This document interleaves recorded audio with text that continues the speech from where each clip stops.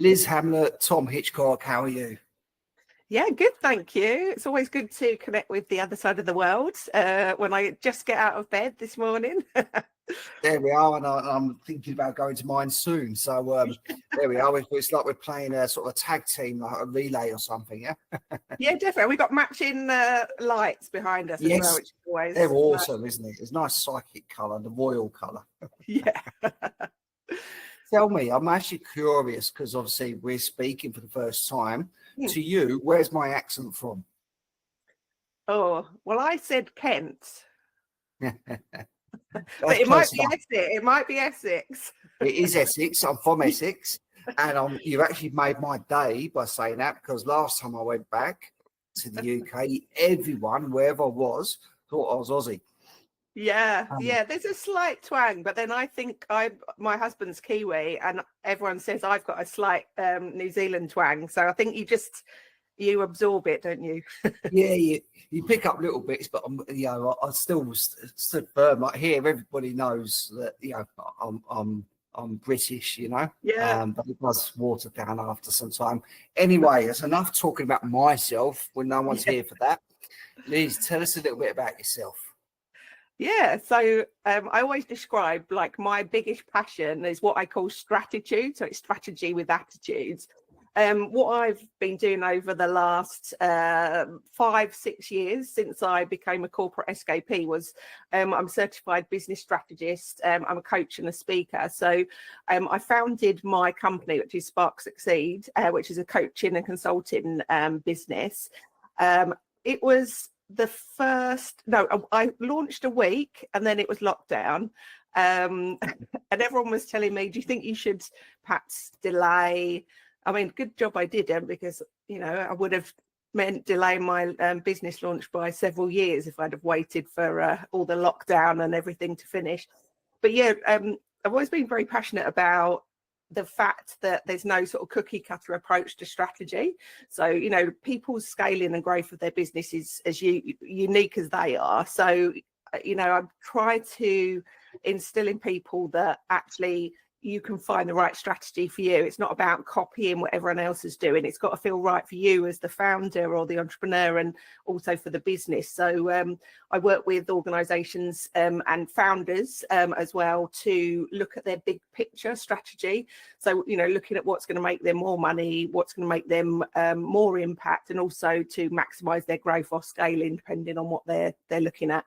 And on the other side, because I'm not busy enough with that, I've co-founded a networking community for people that hate networking called the Antisocial Socialites. So that's for people that just hate traditional networking or just find they just don't get along. They haven't found the right networking opportunity for them. And we spotted an opportunity to sort of create a community that's global. Now we've got over 2,020 global sort of community members that we call anti-socialites that are finding ways to network that work for them. So yeah, it's lovely and busy and varied. It's exactly like I like it.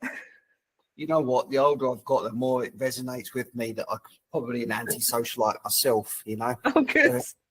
I can't. I'm quite happy to be tapping buttons, sipping away at a scotch on my own with the dog at the end. Yes, I think we definitely get a bit more antisocial as we get older. I think I think you understand a bit more about yourself. Probably like you probably realised maybe in your younger years in business you were sort of very social and doing a lot of that networking, or having to do a lot of that in your line of business. And I think often you realise I'm quite like that. I always thought I was sort of extroverted, but I've realised I'm like an ambivert, so I can do the extroverted stuff, but then I need to go and like lay down in a quiet room and like recover after a big networking event. So maybe that's you.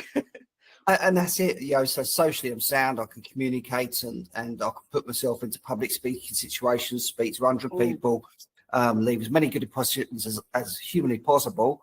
But I tap out.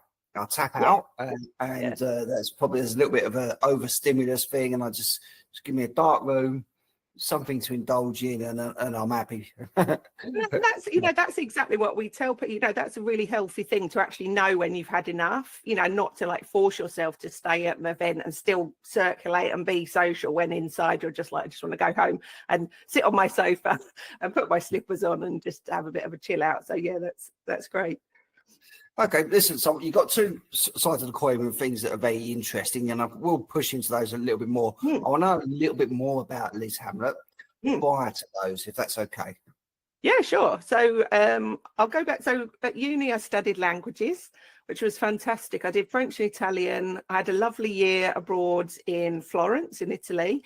And I had just a month in France. I mean, Italy is just, it is my like love.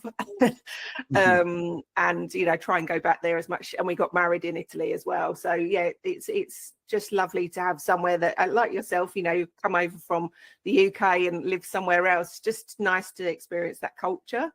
So yeah, I did the languages, left uni, and went into travel. I was trying, you know, when you're younger, you don't really know what the options are for you. So I was trying to think of what can I use my languages for. Went into the obvious thing, into travel, which was great, but it was quite a small firm. And I think I was sort of, my sights were set a bit higher. And from that, I actually took a leap into investment banking. So I went into Morgan Stanley, used my languages, just loved it, you know, that fast pace, did all my qualifications to trade, you know, futures, securities, and yeah, stayed in investment banking for a bit. Then I took a leap out and went into housing sector. So it's totally different, but, you know, bringing a bit of a private sector mentality to the public sector. And I think one thing I was very shocked about is just the number of meetings, you know, in private sector, you know, meetings are wasting money, you know, like you'll have a meeting and that's it, get on and, you know, move on. But yeah, the number of meetings, but yeah, that gave me a fantastic experience. I ended up sort of working my way through the ranks. And at the time I left, I was responsible for a department of 100 staff, and I was doing sort of very strategic stuff, you know, super big budgets. But it really gave me an insight. And sort of during that time, I was doing a lot of coaching for my like heads of service that were reporting into me, but also people were approaching me to doing a lot of mentoring. I think that's always where my love was, helping to develop others. And then that led to, I had an opportunity to take redundancy, and that seemed, for me, that was the like, this is the leap moment. And that's where I set up my business. And obviously then COVID happened, but actually, you know, created opportunity for me to like do more global stuff. Perhaps I would have been working more, you know, in London or locally prior to that, when we all weren't doing sort of so much online. So yeah, it's been a crazy journey, but I just love what I do now. I love the variety, but I love that there's fun, but also like huge impact to what I'm doing. And just, you know, the variety of different businesses I work with is great. It's interesting because one of the first things I noticed when I came to Australia is the type of career that you've had so far is a lot more common in the UK. Okay? Yes. So we take the best and worst bits of this and move that here, and we go here, and people like that value because you're bringing something else to the table. Now, I was brought up on this. Here, they don't like that at all. It's the complete opposite. You have to step in. Once you pick your career, you're in it, you're stuck, and you have to stick with it. So when someone changes, and I also get this too, then they see it as a red flag and it's going to happen again, and probably will, and so forth. And it's two very different cultural outlooks as to what's appealing or not. But I'm still within the realms of you, because life happens. We're not the same person when we're halfway through a career and when we start our career.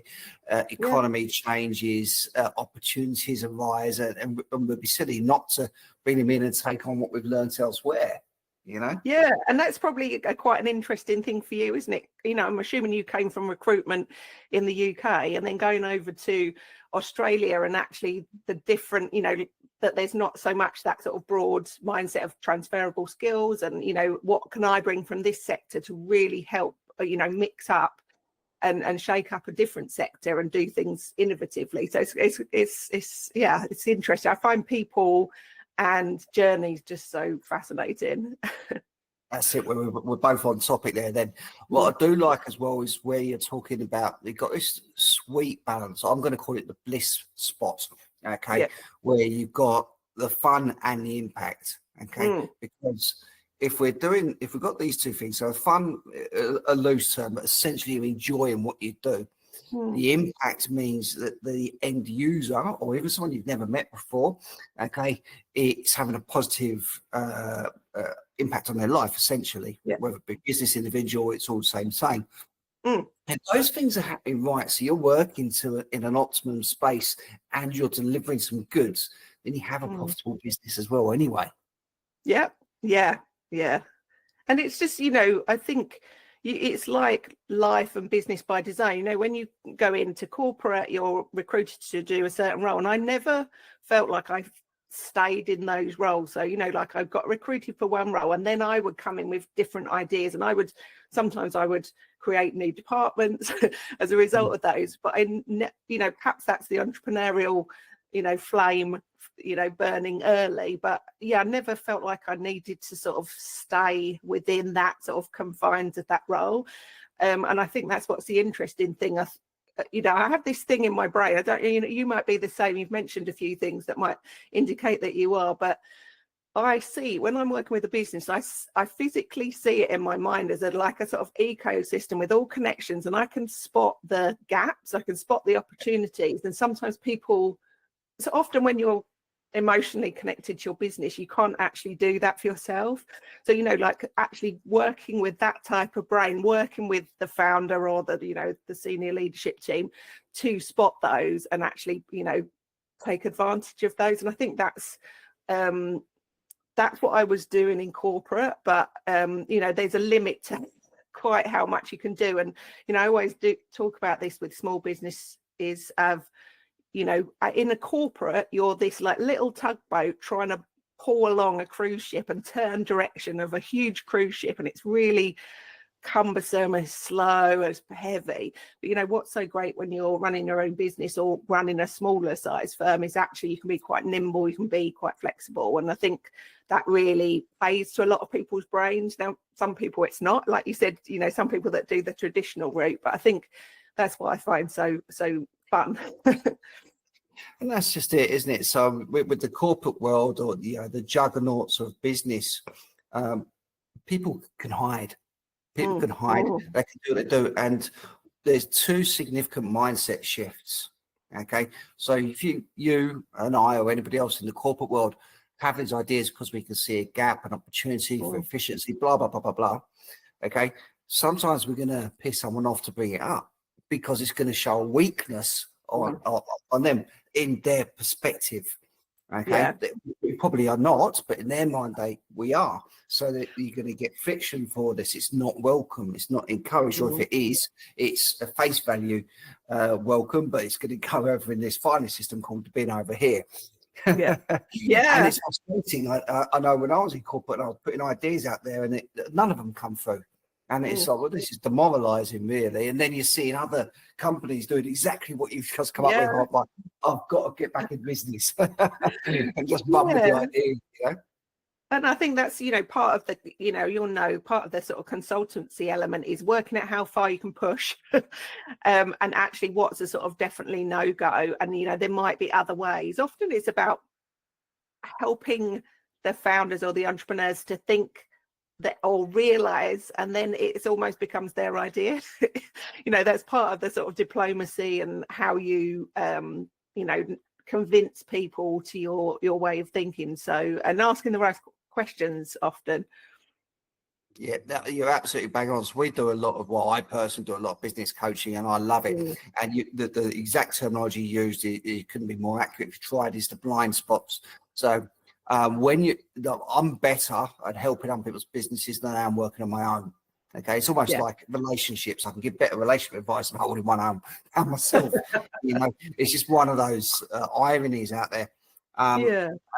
But the reasons for this, or some of the reasons is that emotional attachment, and your head's in it day in, day out. Now, if you're only popping up every couple of weeks, every month or quarter, whatever the frequency may be, you can see these differences. You can see the things that they can't, plus being a different person, your DNA is different, and so for me, it's absolutely essential that every leader or business owner has this relationship, this safe space, which isn't their partner, isn't their mates, isn't their staff, isn't their just completely independent, who can say it as it is. Yeah, and ask those, challenging questions. It's not just, one of the things you learn to do as a coach, but also just someone that's curious about other people's business journeys, is sort of listening to the unsaid. So if you were telling me about your business, I'm listening to what you're saying, but I'm also picking up on the flags of what you're trying to avoid, or like some sensitive points, and actually taking you there to just explore that. Because often, what might manifest in one problem in business actually can be something totally different. So I think it is about asking the right questions, but it's also about like reading between the lines as well, which comes with practice. But I don't think you're quite right. I don't think you can always do it for your own business. You're too emotionally involved. You've got too many sensitivities around certain areas, or loves, favorite parts of the business that perhaps aren't the most profitable. So it does take someone separate. Yeah, and I think that coaching space or mentor, whoever you're working with is going to be really valuable. Yeah, I think so. And it's just, listening to yourself and doing exactly what you were just talking about back to you. I just had that analogy of trying to teach someone that to drive. It is a recipe for disaster, but you outsource it. If someone's a professional and they do what they do, and they get stressed and scared and get frustrated. But it's very different when you're doing it yourself and you just want to kill them, Yes. I know it's just recorded, but you know what I mean. It's quite famous that doesn't work, and it's because that relationship you have with that person is a different situation altogether. Yeah, and I've heard that referred to as sort of, you can't read the label from inside the jar always. You can do certain things. You can make sure the ingredients good and, taste good if it's jam or something, but actually, you can't understand the ins and outs, some of the warnings, or, some of the expiration date or anything from inside. So it's just about thinking about how can you get that external view. And now that might be through peer accountability if you can't afford a coach, or working with a mentor, but it's just getting something that causes you to look a bit differently at what you're doing, and not just getting caught up in sort of looking down. Looking up and out as well is important. You said something earlier which I forgot to bring back on, but I want to ask you a question, and I'm sorry if it's an awkward one. But the three words in this space that are thrown about is mentor, coach, and advisor. Okay, yeah, they're the three, but they're very different to each other. Yeah. What for you? What's the difference on those? Because I think it points to something that you said earlier. Yeah. So for often people get very confused, particularly between mentor and coach. So a coach is someone that is not going to give you the answers, but is going to ask you the right questions, put you in a sort of safe space to be able to reflect back and come up with those solutions yourself. But they're not going to say what you need to do is X, Y, Z. This is the next step. But what they will do is ask you to sort of reflect back what's worked in the past, what hasn't worked, how you're feeling about things, unpicking that. So a mentor, and they always say the best mentors are like 18 months to 2 years ahead of you in business. You don't want someone that's like 30 years ahead of you, that it's just not going to be relatable, but they're going to be more sharing their experiences, perhaps giving you some pointers of where you might want to look at. It's more of a sort of guiding, showing you the way rather than getting you to explore it yourself. And I think advisors are normally experts that are looking at sort of certain parts of your business. So, they might be, we talk a lot about financial advisors that are going to come in, maybe on a project basis and be able to advise you on something. It might be your sales strategy, it might be your visibility strategy, monetization or something. Perhaps might step out, and of course you can have those as part of your board as well, board advisors. So but I think it's like considering what you want, because coaching can be quite frustrating if you are going into it thinking someone's going to give you all the answers. That's not going to happen. It's actually finding the answers within yourself. So working out what is the best arrangement for you is really key. Yeah, and listen, your answers to that, I'm sorry for putting you on the spot with that. That's fine. It's probably better than what I would have said. And when I did the coaching, I try to preempt this. This isn't a magic wand. This isn't a done for you service. Okay, the perfect scenario is when all the answers come out your own mouth, and almost if they've been robbed. Why am I speaking to this person? Because that's where the magic happens.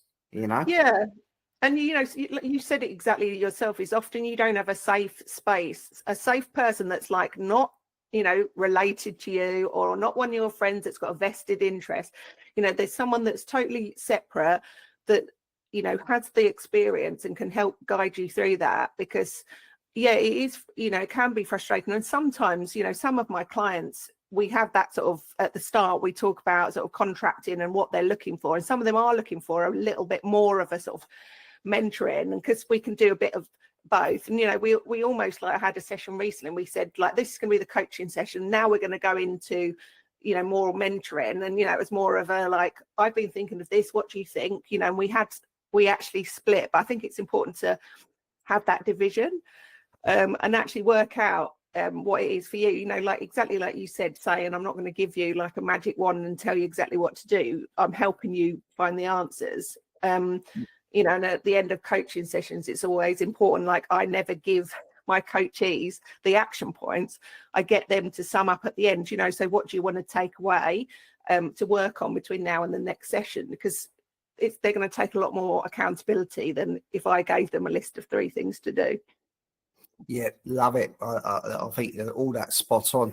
One word that you threw around a little bit there, and it's also thrown a lot around. I'm a little bit facetious and cynical with this word, so I'm being honest with you. And I know it exists. I do it all the time, but I think it's thrown around too loosely. Is strategy. I'll put my teeth back in. My little list came out then. Okay. How would you define strategy? I think the strategy is sort of getting really clear on the end destination. It's not necessarily the like steps and the turns you need to take to get there, but it's getting really clear on that end destination and setting some parameters, you know, like almost like scoping. You know, when we're looking at the if we think about like our marketing strategy, what that is going to include is this, what it isn't going to include is this, and then, you know, like setting the, it's almost the sort of the destination on a sat nav. Let's set the destination on the sat nav and let's set some parameters. I don't want to go down country lanes. I don't want to go through the centre of town because it's going to be busy. But what I do want to do, you know, some objectives, like I do want to maybe see some nice scenery along the way before I get to this destination. So it's setting that all out and having something almost like a Bible. I'm not religious, but, you know, this is a good analogy, almost like a Bible that, you know, like the reference point that people can go back to. Because what I've seen is businesses can get a bit excited, as you've talked about. You know, they can get a bit excited, they can go a little bit off track, and that strategy sort of keeping you on the straight and narrow. Now, sometimes strategies do need to be updated, you know, maybe if there's a change of legislation or something big's happening, you know, that you need to revisit. But I think it's keeping everything purposeful and making sure everything's got like a return on investment, and it's just that sort of overarching scene setter basically for the destination. I think that's probably the best description I can give. Yeah, no, I like that. And so talking strategy, okay, obviously it's monkey see, monkey do. What's the strategy for you? What's the end goal for yourself with this? What, with the business or with the community? Either or, both. Yeah, I think let's talk about the community, because we've just had an event yesterday. So I think the purpose of that was helping as many people as we can. And I think that's that sort of like, how can you have a bigger impact than just working one-to-one with people? So, you know, how can we understand all the challenges that people have? We know that there's certain things that come up when we mention networking. You know, there's that ick factor, there's the I'm rubbish, I'm an introvert, I just can't network, it's just not worth me network. There's a lot of like myths and like feelings, you know, horrible feelings around networking, and we wanted to sort of dispel that to a degree. And the reason we call ourselves antisocial socialites is not that we're antisocial, we don't talk to anyone, but that we're not doing things traditionally, we're pushing the boundaries, we're getting people to understand it. You don't have to go to a big traditional networking event that everyone's wearing suits and you just don't feel like you fit in. Networking can be all sorts of things. And with that, we've been, I mean, we're into our 2nd year now, coming into 3rd year.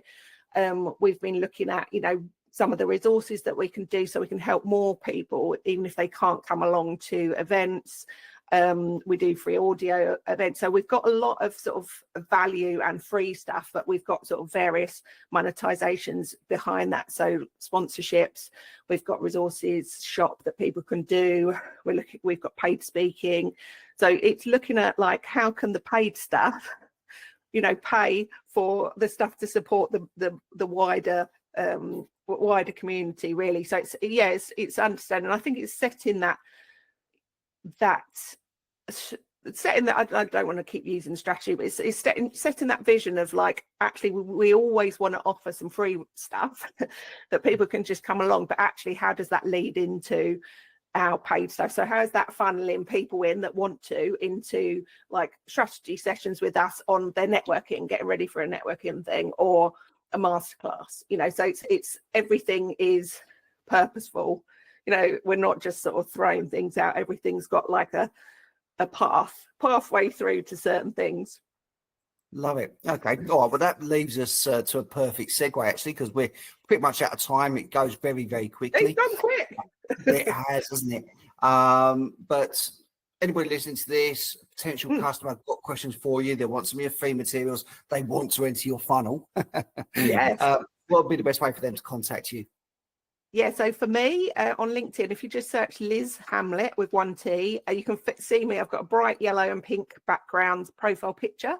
I'm on Instagram as the Liz Hamlet.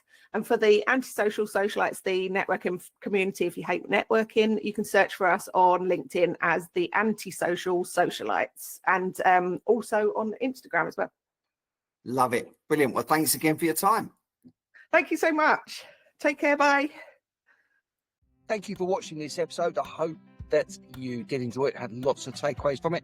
As before, please subscribe below so you can keep on top of any new releases we have. And also, if you would like to have your story told, just reach out with me and I'd love to give you that platform. My best email address is tom@purplepatchconsulting.com. Thank you.